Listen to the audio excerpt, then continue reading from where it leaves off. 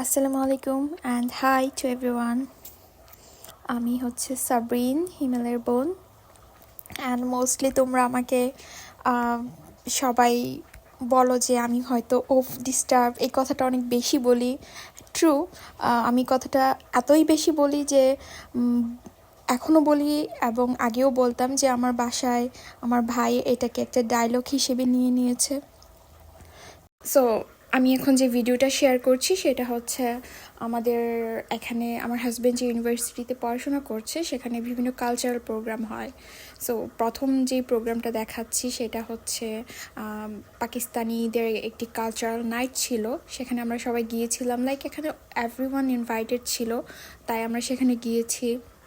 আমার বেবি খুব এনজয় করেছে, যদিও সে খুব ছোট, বাট সে খুব এনজয় করেছে। সেখানে মেহেদি দিচ্ছিল এবং আমি মেহেদি দেওয়া বিষয়টা খুবই পছন্দ করি। সো আমিও একটু দিয়েছি। পাকিস্তানিদের বিভিন্ন কালচারাল ড্যান্স আছে, এই বিষয়টা আমি জানতাম না এবং ওইটা খুবই ডিফারেন্ট লেগেছে আমার কাছে। ওদের সং তো অনেক শুনেছি, ড্রামা দেখেছি, বাট ওদের ড্যান্সগুলো আমি এই প্রথম দেখলাম। তার উপর সেখানে ছিল বিভিন্ন ফুডস, ওদের কালচারাল ফুডস। আমার কাছে যেটা মনে হলো, ওরা খুব মশলা কম দেয়।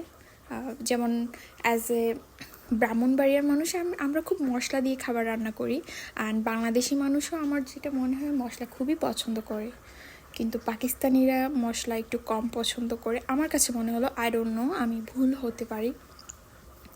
তারপর আরেকটা প্রোগ্রামে আমি গিয়েছিলাম সেদিন, সেটা ছিল বাংলাদেশি পিঠা উৎসব, এবং সেখানে আমরা বিভিন্ন ফ্যামিলি পিঠা নিয়ে গিয়েছি এবং সেই পিঠা উৎসবে বিভিন্ন রকমের পিঠা ছিল এবং কিছু পিঠা আমি কখনো খাইনি, আর আমি পিঠা তেমন বানাতে পারি না। I am trying to make some new dishes, but আমি এখনও তেমন কিছু পারি না নতুন নতুন আইটেম বানানো।